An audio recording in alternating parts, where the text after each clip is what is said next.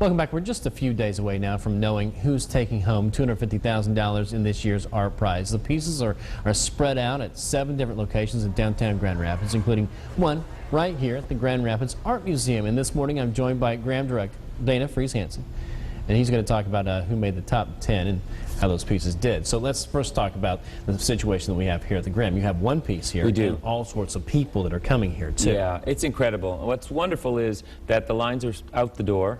Our team has worked to try to keep the flow going, to make sure that everyone gets to see the top 10 piece, but also all the other works in the museum. We've got 32 artists and artist collaborators spread out on the first 2 floors. And the thing that also is important is it's a great opportunity to see the rest of the museum too. The 3rd floor is filled with hundreds of works from our permanent collection from a variety of different eras. We've got prints, photographs, large-scale paintings, sculptures. This is your first Art Prize too. You came from Austin, Texas in the summer basically and joined the Graham as the director. Now you're experiencing it for the first time for you.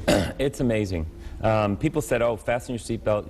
You won't believe what happens." And it's like, wow.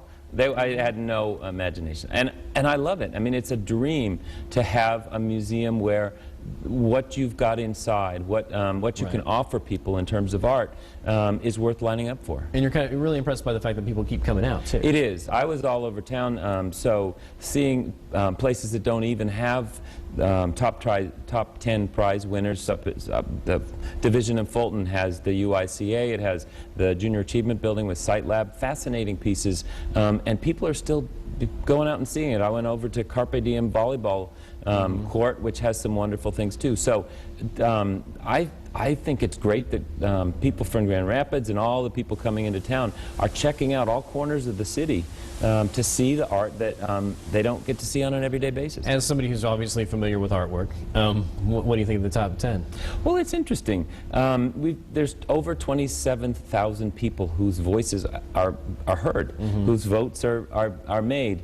And so what I think is that the works represent popular themes, recognizable, familiar work, familiar images made in very creative ways. I mean, those artists are pushing the limits of whether it's putting together found objects or making a mosaic or creating a spectacular space with simple materials like paper. Those are really quite wonderful. Not only do you get to see great artwork, you also get to see this great facility, and we certainly are very appreciative of the fact that you guys have allowed us to be temporary guests at the Graham here. We've really enjoyed our stay since we've been here. Well, good. Well, I think people in the public have enjoyed it. I'm always thinking, how can we make people understand the art of X? So whether it's the art of paper sculpture or the art of broadcasting. Yeah. And so with this wraparound windows in the fishbowl, people get to see how things happen. It also puts the news source right next to the art source. And so you see it live. The announcements are happening here.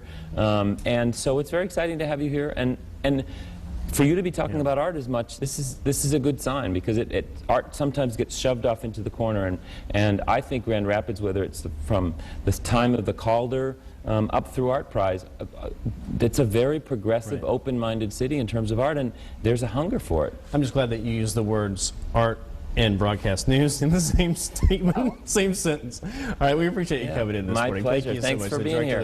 Yeah, we'll be right back.